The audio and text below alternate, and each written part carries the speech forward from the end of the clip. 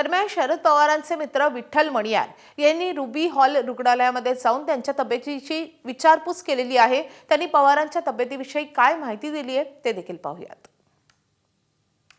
तुम्ही आताच साहेबांना भेटून आलेला आहात, काय नक्की झालेलं आहे? पुन्हा एकदा त्यांना उपचारासाठी ॲडमिट केलं? त्यांना काही झालेलं नाही आहे, उपचारासाठी ॲडमिट केलेलं नाही आहे। हा रेग्युलर चेकअपचा भाग आहे। आठवडाभर साहेब हॉस्पिटलमध्ये होते, त्यानंतर 5 दिवस घरी होते। व्यवस्थित सगळं आहे, सगळे रिपोर्ट त्यांचे नॉर्मल आहेत। पुन्हा एकदा रीचेकिंग गरजेचं असतं, तेवढ्यापुरतं त्यांना इथं आणलेलं आहे। अदरवाईज दुसरा कुठलाही प्रॉब्लेम नाही। Is perfectly all right, not to worry at all. आज त्यांना इथं आणण्यात आलं आहे, तर डॉक्टरांचं म्हणणं आहे की त्यांना थोडासा त्रास होत होता आणि त्यांना 2 दिवसासाठी इथं ॲडमिट करण्यात आलेलं आहे। सध्या स्वतः डॉक्टर ग्रँड असं या ठिकाणी बोलून गेलेत माध्यमांशी। त्यांनी काय सांगितले, परंतु मी जोपर्यंत त्यांना बघतोय तोपर्यंत त्यांना असा कुठलाही त्रास नाही।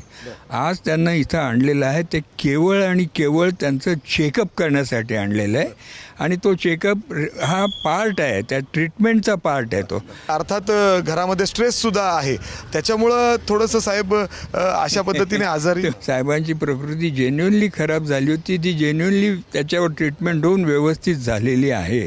कुठलाही इतर गोष्टींचा साहेबांच्या मनावर शरीरावर काही परिणाम नाही।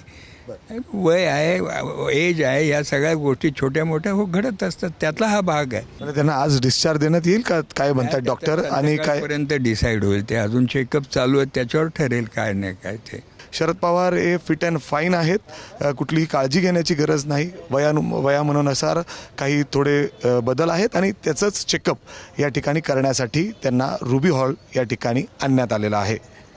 कॅमेरामॅन अमोल गवाळेसह मी मिकी घई, ABP माझा, पुणे। ABP माझा, उघडा डोळे बघा नीट।